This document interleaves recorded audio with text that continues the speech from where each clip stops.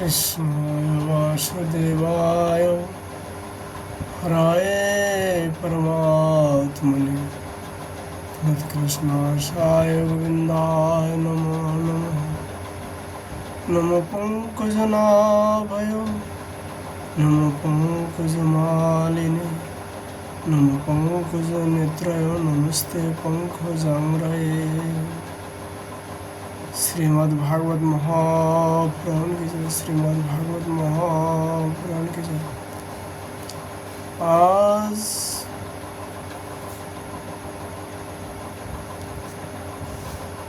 चर्चा का विषय है श्रीमद् भागवत जी का 10वें स्कंदो 12वां अध्याय अगासुर का उद्धार।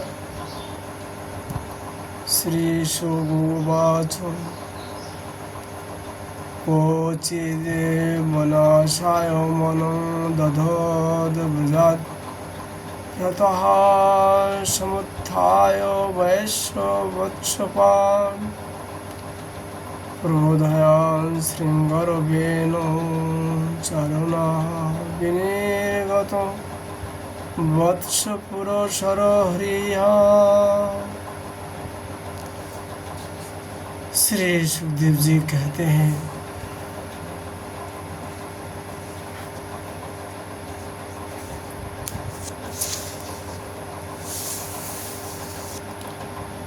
परीक्षित,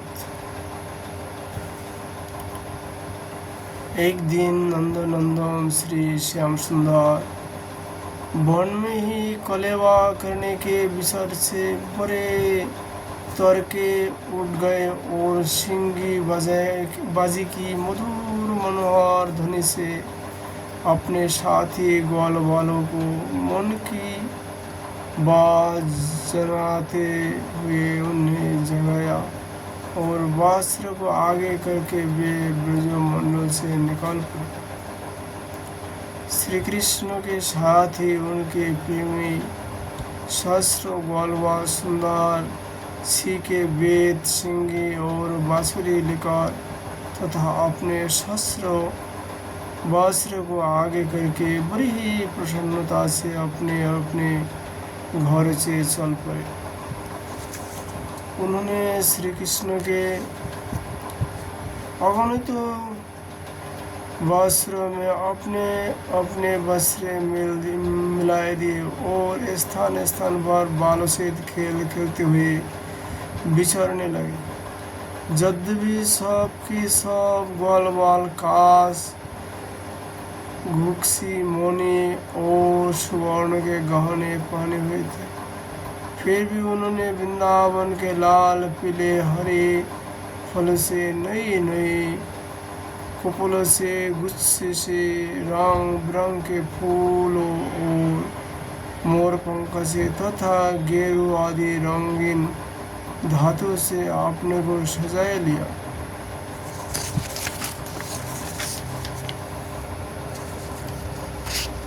कोई किसी का सीका सुराय लेता तो कोई किसी का बेज या बांसुरी, सब उन वस्तुओं के स्वामी को पता चलता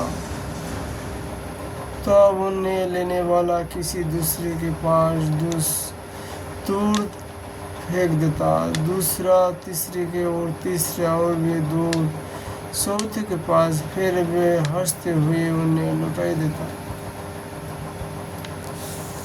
यदि श्याम सुंदर श्री कृष्ण वन की शोभा देखने के लिए कुछ आगे बढ़ जाते तो पहले मैं छूंगा इस प्रकार आपस में वो लगाकर सबके सब उनकी ओर दौड़ पड़ते और उन्हें छू कर आनंद मग्न हो जाते। कोई बांसुरी बजा रहा है तो कोई सिंगी ही फूंक रहा है, कोई भोर के साथ गुनगुना रहे हैं तो बहुत से कोयल के स्वर में स्वर मिलाकर कुहू कुहू कर रहे हैं। एक और कुछ ग्वालवाल आकाश में उड़ते हुए पक्षियों की छाया के साथ दौड़ लगा रहे हैं, तो दूसरी और कुछ हंसों की चाल की नकल करते हैं उनके साथ सुंदर गति से चल रहे हैं। कोई बगुले के पास उसी की समान आंखें मूंद कर बैठ रहे हैं, तो कोई मोरों को नाचते देख उन्हीं का तरह नाच रहे हैं। कोई कोई बंदरों की पूंछ पकड़कर खींच रहे हैं, तो दूसरे उनके साथ इस पेड़ से उस पेड़ पर चढ़ रहे हैं। कोई कोई उनके साथ मुंह बना रहा है, तो दूसरे उनके साथ एक डाल से दूसरी डाल पर छलांग मार रहे हैं। बहुत से ग्वाल बाल तो नदी की कसार में छक्का खेल रहे हैं और उसमें फुदकते हुए मेढक के साथ स्वयं भी फुदक रहे हैं। कोई पानी में अपने परछाई देखकर उसकी हंसी कर रहे हैं, तो दूसरे अपने शब्दों की ध्वनियों को ही बुरा भला कह रहा है। भगवान श्री कृष्ण ज्ञानी संतों के लिए स्वयं ब्रह्मानंद के मूर्तिमान अनुभव है। दास्य भाव से युक्त भक्तों के लिए वे उनके आराध्य देव परम औषध्यशाली परमेश्वर है, और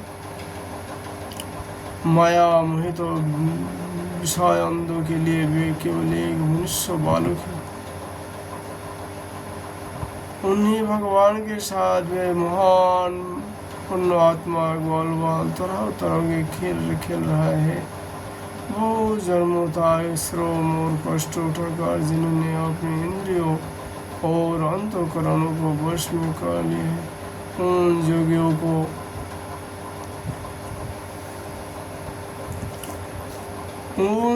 के लिए भी भगवान श्री कृष्ण के चरण कमल के राज अप्रत्य है।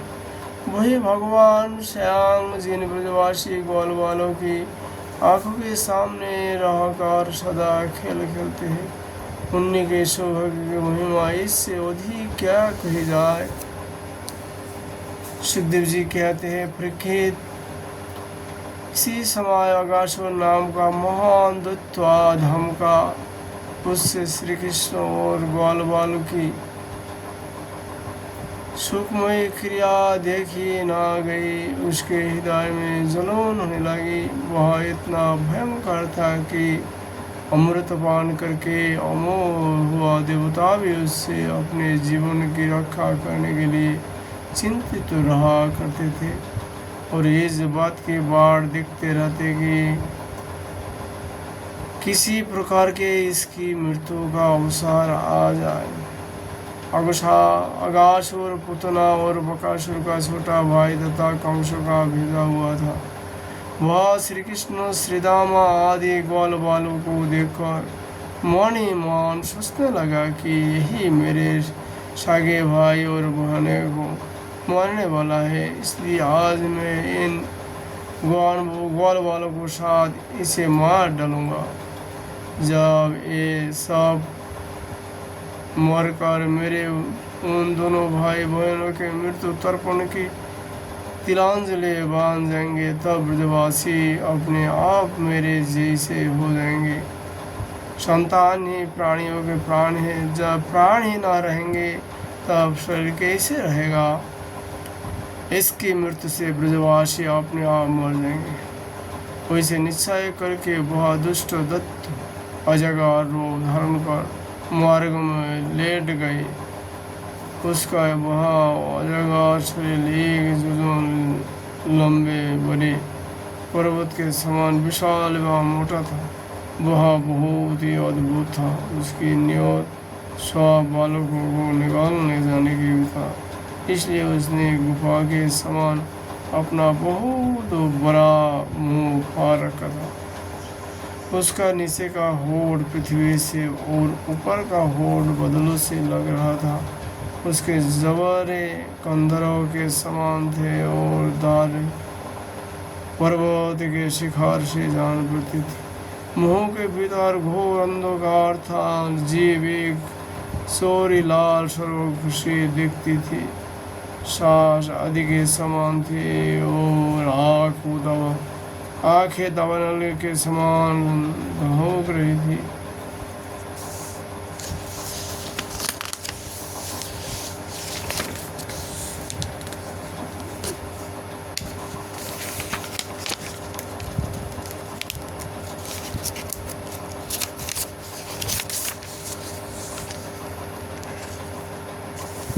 अगासुर का वैसा रूप देखकर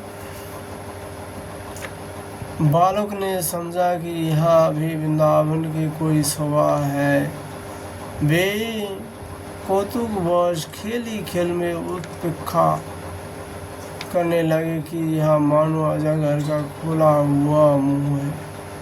कोई कहता, मित्रों भला बतलाओ तो यह जो हमारे सामने कोई जीव सा बैठा है, यह हमें निगलने के लिए खुले हुए किसी अजगर के मुंह जैसा नहीं है। दूसरे ने कहा, सचमुच सूर्य की किरणें पड़ने से ये जो बादल लाल लाल हो गए हैं वे वैसे मालूम होते कि मानो ठीक ठीक इसका ऊपरी होठ ही हो और उन्हीं बादलों की पर से यह जो नीचे की भूमि को लाल लाल देख रहा है वही उसका नीचे का होठ जान पड़ता है।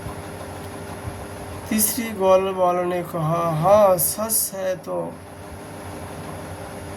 देखो तो सही, क्या ये दाई और बाई और की गिरी कंदराए अजगर की जबरों की होर नहीं करते और ये ऊंची शिखर पंक्तियाँ तो साफ साफ इसकी दारें मालूम पड़ती है। चौथे ने कहा, अरे भाई यहाँ लंबी चौड़ी सड़क तो ठीक अजगर की जीव शरीर की मालूम पड़ती है और इन गिरी सिंगार के बीच का अंधकार तो उसके मुंह के भीतरी भाग को भी मात करता है। किसी दूसरी ग्वालवाल ने कहा, देखो देखो ऐसा जान पड़ता है कि कहीं इधर जंगल में आग लगी है, इससे यहाँ गर्म और तीखी हवा आ रही है, परंतु अजगर की सांस के साथ इसका क्या ही मिल बैठ गया है और उसी आग में जले हुए प्राण के दुर्गंध इससे जान पड़ता है मानो अजगर के पेट में मरे हुए जीवों के मांस की ये दुर्गंध है। तब उनमें से एक ने कहा, यदि हम लोग इसके मुंह में घुस जाए तो क्या यह हमें निगल जाएगा? और जी यह क्या निगलेगा? कोई ऐसा करने के ढिढाई की तो ये क्षण में यह भी बकासुर के समान नष्ट हो जाएगा। हमारे यहाँ कन्हैया इसको छुड़ेगा थोड़े ही है। इस प्रकार कहते हुए वे ग्वालवाल बकासुर को मारने वाला श्री कृष्ण का सुंदर मुख देखते और ताली पीट पीट कर हंसते हुए अगासुर के मुंह में घुस गए।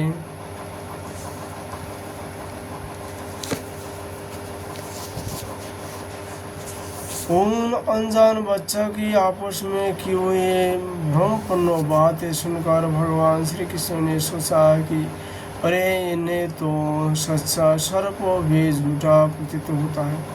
परीक्षित, भगवान श्री कृष्ण जान गए कि यह राक्षस है, भला उनके क्या छिपा रहता, वे तो समस्त प्राण के हृदय में ही निवास करते। अब उन्होंने यह निश्चय किया कि आपने सखा ग्वालवालों को उसके मुंह में जाने से बचाए ले। भगवान इस प्रकार सोच ही रहे थे कि सब के सब ग्वालवाल वस्त्र के साथ उस असुर के पेट में चले गए, परंतु अगासुर ने अभी उन्हें निगला नहीं। इसका कारण यह था कि अगासुर अपने भाई बकासुर और बहन पुतनाओं के वध की याद करके इस बात की बाढ़ देख रहा था कि उनको मारने वाला श्री कृष्ण मुंह में आ जाए तो सबको एक साथ ही निकाल जाऊं।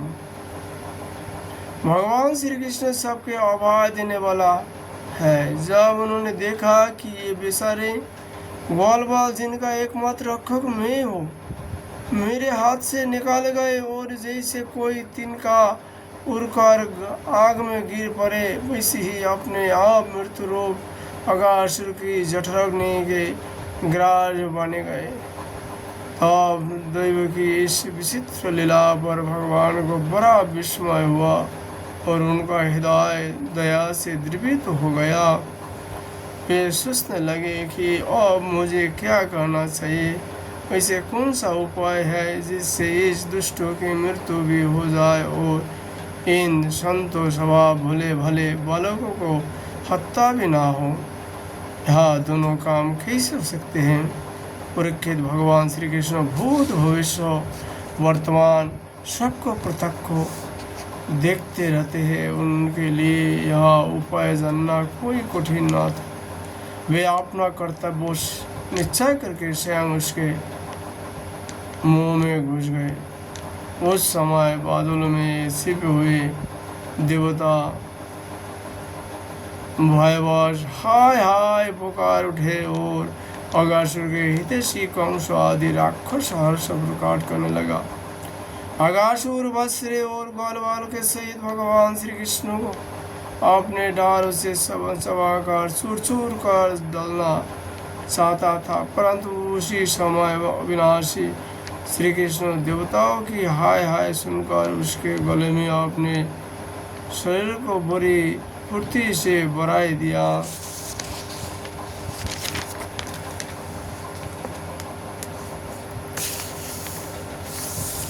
इसके बाद भगवान ने अपने शरीर को इतना बड़ा कर लिया कि उसका गला ही रुक गया, आँख उलट गई। वह व्याकुल होकर बहुत सी छटपटने लगा, सांस रोककर सारे शरीर में भरे गए, और अंत में उसके प्राण ब्रह्मरंध्र होकर निकल गए। उसी मार्ग से प्राणों के साथ उसके सारे इंद्रियां और शरीर से बाहर हो गई। उसी समय भगवान मुकुंद ने अपने अमृतमयी दृष्टि से मरे हुए वस्त्र और ग्वाल को जिला दिया, और उन सबको साथ लेकर वे अगासुर के मुंह से बाहर निकल आए। उस अजागर के स्थूल शरीर से एक अत्यंत अद्भुत और महान ज्योति निकली। उस समय वो ज्योति के प्रकाश से 10 दिशाएं प्रज्वलित हो उठे। यह थोड़ी देर तक तो आकाश में स्थित होकर भगवान के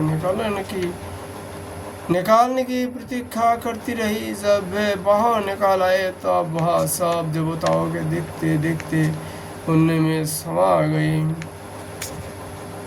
भक्त वत्सल भगवान की जय। उस समय देवता ने फूल वर्षा कर, अप्सराओं ने नाच कर, गंधर्व ने गाकर, विद्यार्थियों ने बजे बजाकर, ब्राह्मण ने स्तुति पाठ कर, और पार्षद ने जय जय करके नारे लगाकर बड़े आनंद से भगवान श्री कृष्ण जी का अभिनंदन किया, क्योंकि भगवान श्री कृष्ण ने अगासुर के मारकर उन सबका बहुत बड़ा काम किया था। उन अद्भुत स्थितियों, सुंदर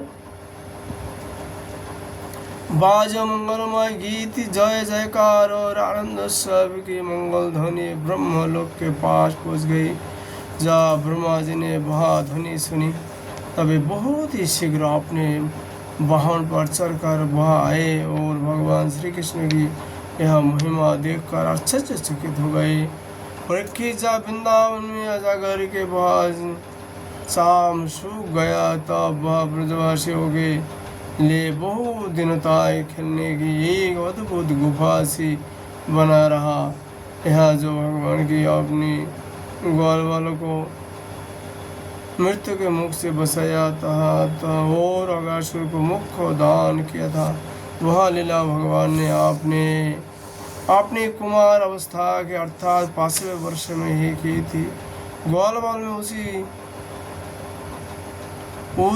उसी समय देखा भी था, परंतु पौगंड अवस्था अर्थात 6ठे वर्ष में अत्यंत आश्चर्यचकित होकर ब्रज में उसका वर्णन किया।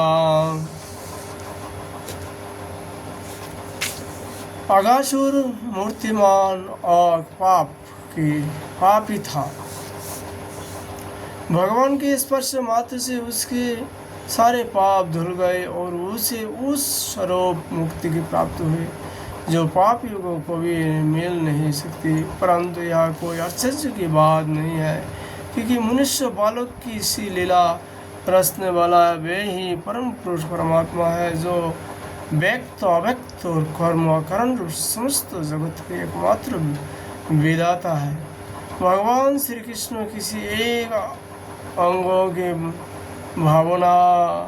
भाव निर्मित प्रतिमा यदि ध्यान के द्वारा एक बार भी हृदय में बैठे ले जाए तो वह सामप्य आदि गतियों का दान करते हैं, जो भगवान के बड़े बड़े भक्तों को मिलते हैं। भगवान श्री आत्मानंद के नित्य साक्षात्कार स्वरूप है। माया उनके पास तक नहीं भटक पाती। वे ही स्वयं अगासुर के शरीर में प्रवेश कर गए। क्या अब भी इसकी सदगति के विषय में कोई संदेह है? सूर्य कहता है, शौनक आदि ऋषियों, यदुवंश शिरोमणि भगवान श्री कृष्ण ने ही राजा परीक्षित को जीवन दान दिया था। उन्होंने जब अपने रक्षक एवं जीवन सर्वस्वरूप यह विचित्र चरित्र सुना, तब उन्होंने फिर सुखदेव जी महाराज से उन्हें की पवित्र लीलाओं के संबंध में प्रश्न किया। इसका कारण यह था कि भगवान की अमृतमय लीला ने परीक्षित के चित्तों के अपने वश में कर लिया था। राजा परीक्षित ने पूछा सुखदेव जी से, भगवान आपने कहा था कि ग्वालवाल ने भगवान के किए हुए 5वें वर्षों की लीला ब्रज में 60 वर्ष में जाकर कही। अब इस विषय में आप कृपा करके यह बतलाइए कि एक समय की लीला दूसरे समय में वर्तमान कालीन कैसे हो सकती है। महाजुगी गुरुदेव, मुझे इस आश्चर्यपूर्ण रहस्यों को जानने के लिए बड़ा कौतूहल हो रहा है। आप कृपा करके बतलाइए। अवश्य इसमें भगवान श्री कृष्ण की विचित्र घटनाओं को घटित करने वाले माया का कुछ ना कुछ काम होगा, क्योंकि और किसी प्रकार की वैसे नहीं हो सकता।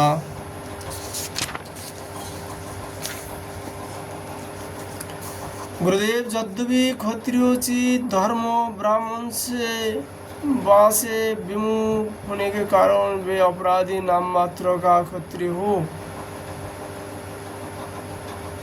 तथापि हमारा अहोभाग्य है कि हम आपके मुखारविंद से निरंतर झरते परम पवित्र मधुमय श्री कृष्ण लीलामृत का बार बार पान कर रहा हूँ। सूर्य कहते, भगवान के परम प्रेमी भक्तों को श्रेष्ठ सुनो। शौनक जी, जब राजा परीक्षित ने इस प्रकार प्रश्न किया, तब श्री सुखदेव जी को भगवान की यह लीला स्मरण हो आई और उनके समस्त इंद्रिय तथा अंतःकरण विवास होकर भगवान की नित्य लीला में खींच गए। कुछ समय के बाद धीरे धीरे श्रम और कष्ट से उन्हें ब्रह्म ज्ञान हुआ। तब वे परीक्षित से भगवान की लीलाओं का वर्णन करने लगे। ये श्रीमद् भागवत महापुराणे परमहंस संहिता दशम स्कंध पूर्वार्ध द्वादश अध्याय। एवं श्रीमद् भागवत महापुराण की श्रीमद् भागवत महापुराण की हम लोग श्रीमद् भागवत जी का कथा आज यही विश्राम करता हूँ। राधा माधव का कृपा होने पर फिर हम भगवान की लीलाओं का विस्तार से चर्चा करने का प्रयास करूँगा। राधे राधे राधे राधे।